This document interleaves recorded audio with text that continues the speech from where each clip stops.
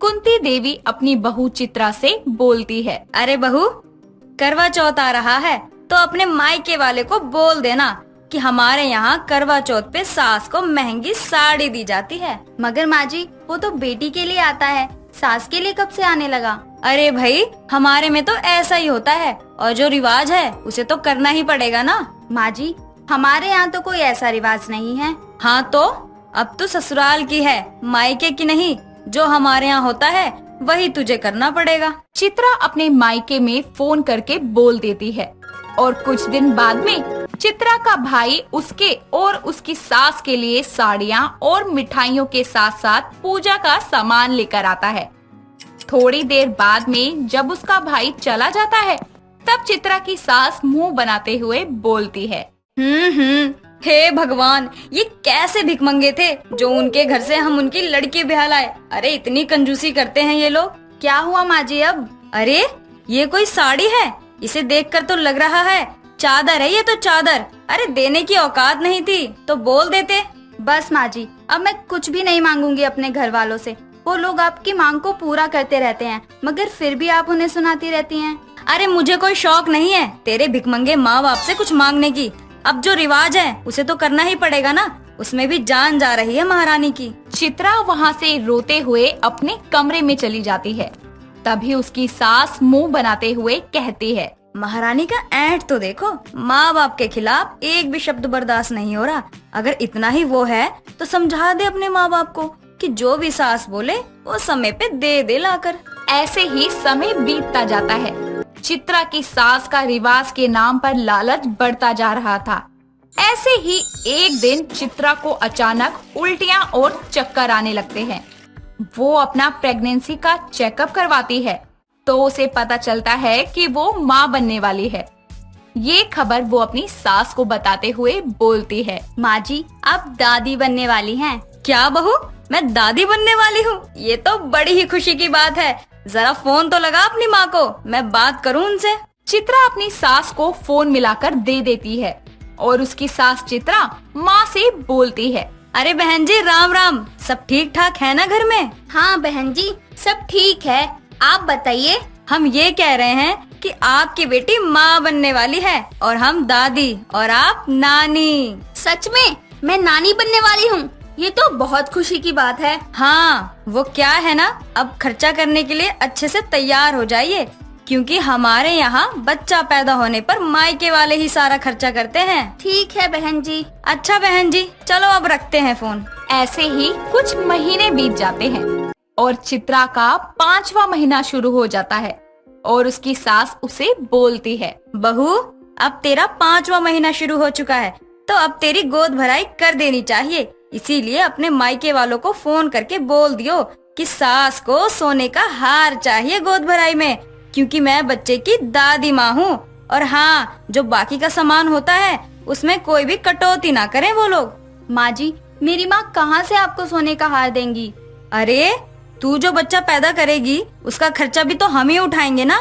माँ जी, वो बच्चा आपका पोता है और बच्चे का खर्च उठाना उसके पापा की जिम्मेदारी है, समझिए आप। मुझे कुछ भी नहीं पता। मुझे गोद भराई में सोने का हार चाहिए तो मतलब चाहिए। अगर मुझे हार नहीं मिला ना तो मैं तेरे माँ बाप को आने नहीं दूंगी गोद भराई में। इतना बोलकर कुंती देवी वहाँ से चली जाती है। बेचारी चित्रा रोने लगती है। कुछ दिन बाद में चित्रा की गोद भराई का दिन आता है। तभी उसके माँ बाप सोने का हार और बाकी सामान लेकर आते हैं। कुंती बड़ी ही खुश होकर उनका स्वागत करती है। तभी चित्रा की माँ कुंती देवी को हार देती है।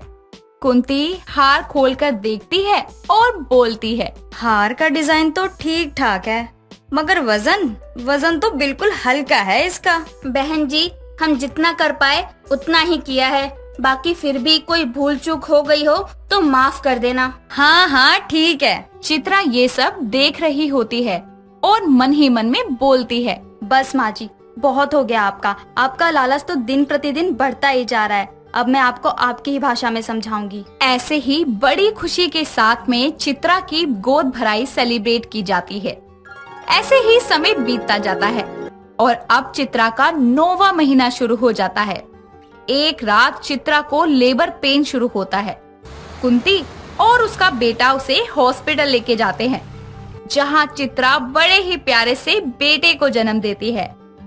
ऐसे ही कुछ समय बाद में चित्रा अपने ससुराल आ जाती है और चित्रा अपनी सास से बोलती है, माँ जी, ओ माँ जी, कहाँ हैं आप? अरे बोल ना, क्या हुआ?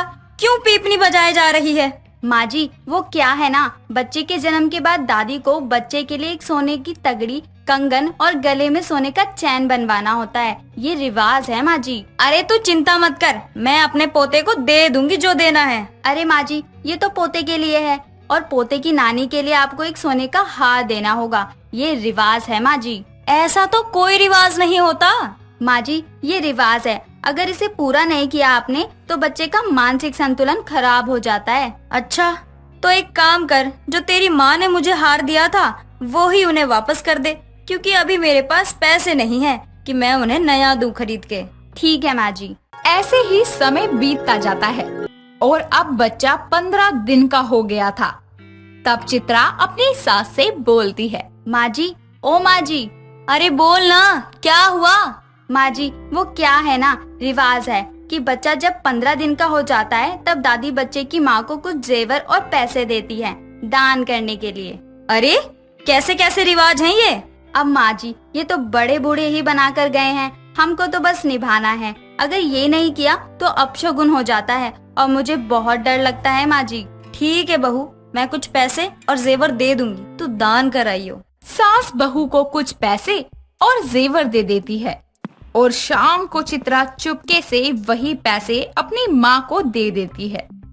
ऐसे ही कुछ दिन बाद में चित्रा फिर से अपनी सास से बोलती है, माँ जी, ओ माँ जी। क्या है, बोल। माँ जी, एक और रिवाज है। देख बहू, मैं ना अब तंग आ चुकी हूँ तेरी ये रोज रोज के फालतू के रिवाज से। अब मैं 1 रुपया नहीं दूंगी, समझी तू? माँ जी, अब पता लगा कि मुझे कैसा लगता था जब आप आए दिन कभी ये रिवाज कभी वो रिवाज। अरे हद कर दी थी आपने। बहू तू सही कह रही है। जब इंसान उस चीज को खुद झेलता है ना, तभी उसे एहसास होता है। हाँ माँ जी, बस आपको यही समझाना था कि लालच से कुछ नहीं होता। जो होता है खुद के पैसों से होता है। किसी के देने से या किसी का लेने से कब तक गुजारा कर लेंगे हम। बहू की ये बात सुनकर सास को बहुत शर्मिंदगी महसूस होती है और वो शर्म से अपनी बहू से नजरें तक नहीं मिला पाती, जिसके बाद वो अपनी बहू से हाथ जोड़कर माफी मांगती है और इसी के साथ साथ वो अपनी बहू की माँ को कॉल करके उनसे भी माफी मांगती है, जिसके बाद में अब से सास लालच करना छोड़ देती है और उसके पास में जो है जितना है उसी में अपनी जिंदगी गुजारना सीख लेती है। कीर्ति कहने को घर की बड़ी बहू थी, लेकिन उसके अंदर बड़ी बहू वाले कोई भी लक्षण नहीं थे। वो थोड़ी गुस्से वाली और जिद्दी किस्म की औरत थी। कीर्ति को ब्राउन ब्रेड खाना बहुत पसंद था। उसके बिना कुछ पूरा ही नहीं होता था। एक दिन सुबह के समय वो हॉल में बैठी ब्राउन ब्रेड खा रही होती है। तभी उसका पति राहुल ऑफिस जाने के लिए तैयार होकर हॉल में आता है। जब देखो खुद बैठ के ब्राउन ब्रेड खाती रहती हो। कभी अपने पति से पूछा है कि सुनते हो जी, ब्राउन ब्रेड खाओगे आप? नहीं, वो तो तुमसे होगा नहीं। आगे से जब तुम बोलोगी ना तब लाऊंगा ही नहीं। मैंने तो आपको खाने के लिए मना किया है क्या कभी? ना ही किसी चीज में ताला लगाया हुआ है जो आपको मुझे ताने मारने की जरूरत पड़े। यार ताने नहीं मारा था, मजाक कर रहा था। तुम तो अपना मुंह फुलाकर बैठ गई। लो रखो अपना ब्रेड, नहीं खाना मुझे। नहीं नहीं, अब आप खा लीजिए, वैसे भी यही बचा है। शाम को ऑफिस से आते हुए ब्राउन ब्रेड और मक्खन ले आना। अच्छा, तो ये एक ब्राउन ब्रेड की कीमत मुझे रात में पूरा पैकेट लाके चुकानी होगी। सही फंसाया तुमने मुझे तो। मुझे अब फंसाने की जरूरत नहीं है। आप पर मेरा लीगल हक है। अब ऑफिस जाइए, वरना आप कहेंगे कि मैंने आपको बातों में फंसाकर लेट करवा दिया। वो तो करवा ही दिया है। क्या बोला आपने? फिर से बोला। कुछ नहीं बोला मैंने। ले आऊंगा तुम्हारा वो ब्रेड। राहुल ऑफिस चला जाता है और कीर्ति ब्राउन ब्रेड खाने लगती है। तभी उसकी सास माधुरी वहाँ आती है। बहू, राहुल कहाँ है? मैं उसके कमरे में गई थी, कहीं दिखाई नहीं दे रहा है। माँ जी, वो चले गए ऑफिस, अभी अभी ही गए हैं बस। कोई काम था आपको उनसे? हाँ बहू, काम तो था। राहुल ने मुझे डॉक्टर के पास ले जाने को बोला था, लेकिन वो तो चला गया। कोई बात नहीं माँ जी, वो नहीं है तो क्या हुआ, मैं ले चलूंगी आपको, आप जाकर तैयार हो जाइए। ठीक है बहू, मैं बस अभी तैयार होकर आती हूँ। थोड़ी देर बाद कीर्ति अपनी सास को लेकर डॉक्टर के पास जाती है। वापस आते हुए उसे बहुत जोरों से भूख लगती है। तभी वो अपनी सास से कहती है, माँ जी, मुझे बहुत जोरों से भूख लगी है। आप हाँ कहे तो सामने कॉफी शॉप है, चले क्या? बहू, तू तो जानती है ना कि मैं बाहर का कुछ नहीं खाती हूँ। बाहर के खाने में बहुत तेल मसाला होता है। माँ जी, आप मेरे साथ चलिए तो सही, मैं आपको बिना तेल मसाले वाली अच्छी चीजें खिलाऊंगी। अगर ऐसी बात है तो फिर पूछने की क्या जरूरत है। चल चलते हैं। वैसे भूख तो मुझे भी लगी है। देखा, पकड़ा गया ना झूठ। मुझे पता था कि आपको भी भूख लगी होगी, तभी तो मैंने आपसे पूछा। अब यही खड़े खड़े पूरी राम कहानी सुनेगी या चलेगी भी? चलो माँ जी चलो, अभी तक आपको भूख नहीं लगी थी और अब आपसे सब्र ही नहीं हो रहा। कीर्ति अपनी सास के साथ कॉफी शॉप में जाती है और कॉफी के साथ खाने में ब्राउन ब्रेड सैंडविच लेकर आती है, जिसे देखकर माधुरी बोलती है, अब समझ में आया कि तुझे ब्राउन ब्रेड की भूख लगी थी, इसलिए तू मुझे खाने के लिए बोल रही थी। माँ जी, आप तो जानती है ना मुझे ब्राउन ब्रेड खाना कितना पसंद है। उससे बॉडी में फैट भी नहीं होता और पेट भी भर जाता है। बहू, तुझे और तेरी आदत को देखकर कौन कहेगा कि तू हमारी घर की बड़ी बहू है? आदत तो तेरी सब छोटी बहू वाली है। कीर्ति अपनी सास के साथ ब्राउन ब्रेड सैंडविच खाती है और थोड़ी देर बाद दोनों अपने घर चली जाती हैं। जहां पहुंचकर वो देखती हैं कि राहुल पहले से घर के बाहर बैठा होता है।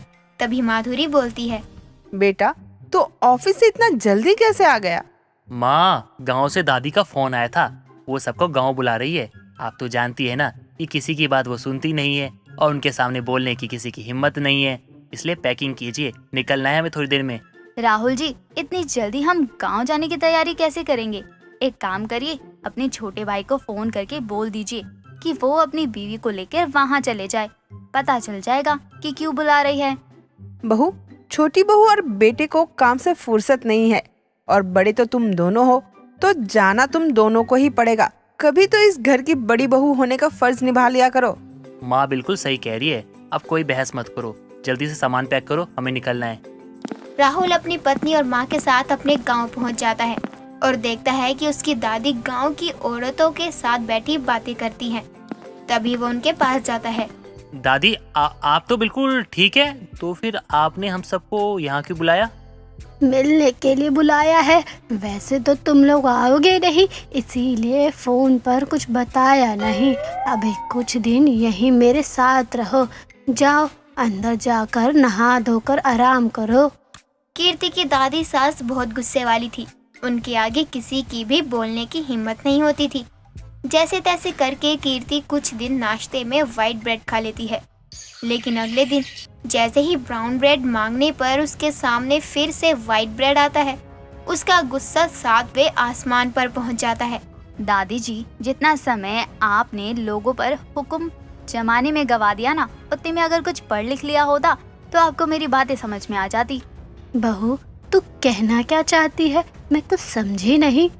दादी जी, मैं ये कहना चाह रही हूँ कि आप जो ब्रेड कल से खा रही हैं ना, वो वाइट ब्रेड है, जिससे बॉडी में फैट होता है, जिसे खाकर इंसान मोटा होता है, जो कि आप पहले से ही हैं। इसलिए आपको खाना है तो आप खाइए और अपना मोटापा और बढ़ाइए, लेकिन मुझे तो बस ब्राउन ब्रेड ही खाना है। देख बहू, ये गांव है और यहाँ पर यही ब्रेड मिलती है, सब यही खाते हैं, तुझे भी यही खाना पड़ेगा। बड़ी आई ब्राउन ब्रेड खाने वाली, पता नहीं कौन सी चिड़िया का नाम है ये। दादी जी, चिड़िया का नाम नहीं है, खाने वाली चीज का नाम है। इसलिए बोला था कि अगर स्कूल जाती तो मुझे इतना समझाने की जरूरत नहीं पड़ती आपको। कीर्ति और अपनी सास की बात माधुरी सुन लेती है और वो भागकर कीर्ति के पास जाती है। बहू, ये क्या तरीका है अपनी दादी सास से बात करने का? और किसी का ना सही, कम से कम उनकी उम्र का ही लिहाज कर लिया करो। बहू, तू ये सब किसे समझा रही है? ये सब आजकल के बच्चे हैं जो बुजुर्ग को अपने सर का बोझ समझते हैं और उनसे अपना सारा काम निकलवा कर घर के बाहर फेंक देते हैं। तूने अपनी बड़ी बहू को कुछ ज्यादा ही सर पर चढ़ा रखा है। दादी तो आप कहना क्या चाहती हैं? जैसे आपने अपनी बहुओं को जिंदगी भर बांध कर रखा, वैसे ये भी रखें। वो आपका समय चला गया, अब नहीं चलेगा। अब मैं ब्राउन ब्रेड लेने खुद जाऊंगी। कीर्ति इतना कहकर जैसे ही आगे बढ़ती है, सामने राहुल को देखकर रुक जाती है, क्योंकि उसके हाथों में पहले से ही ब्राउन ब्रेड होता है। रुक क्यों गई, आगे बढ़ो ना। जब तक पूरे गांव में घूमकर ब्राउन ब्रेड नहीं मिल जाता ना, ढूंढती रहो। अरे किसी को कैसे पता चलेगा कि तुम शहर से हो? हाँ, नहीं नहीं राहुल जी, ऐसी बात नहीं है। वो तो मैं सफाई देने की कोई जरूरत नहीं है। तुम्हें पता है मेरे लिए मेरी फैमिली कितनी इम्पोर्टेंट है। उसके बाद भी तुमने मेरी फैमिली की इंसल्ट करी, मेरी दादी को गवार, अनपढ़, क्या कुछ नहीं बोला। इसलिए मैं तुम्हें कभी माफ नहीं करूंगा। लो खाओ, जितना खाना है खाओ अपना ये ब्राउन ब्रेड। राहुल अपनी माँ और दादी के साथ वहाँ से चला जाता है, जिसके बाद कीर्ति भी अपने कमरे में चली जाती है। गुस्सा शांत होने के बाद कीर्ति अपने बर्ताव के बारे में सोचती है, जिससे उसे एहसास होता है कि उसने एक छोटी सी खाने पीने वाली चीज को लेकर अपने बड़ों का बहुत अपमान किया है। जिसके बाद वो अपनी दादी, पति और सास के पास जाती है और उनसे माफी मांगती है। आप लोग मुझे माफ कर दीजिए, मैंने गुस्से में कुछ ज्यादा ही बोल दिया। मैंने कभी इस घर की बड़ी बहू होने का फर्ज नहीं निभाया, लेकिन फिर भी आप लोगों ने कभी कोई शिकायत नहीं की और मैंने एक छोटी सी खाने की चीज के लिए इतना कुछ बोल दिया आप लोगों को। कोई बात नहीं बहू, तुझे अपनी गलती का एहसास हो गया, तूने माफी मांग ली, वही बहुत बड़ी बात है। इसमें सारी गलती तेरी भी नहीं, तुझे आदत हो गई है अब उन सब चीजों की, और कुछ नहीं। अपनी दादी की बात सुन कीर्ति को अपनी हरकत पर और ज्यादा पछतावा होता है, जिसके बाद वो गांव में जितने दिन रहती है अपने आप को वहां के माहौल और खाने पीने में ढालने की कोशिश करती है। साथ ही दोबारा फिर से किसी को उल्टा जवाब नहीं देती।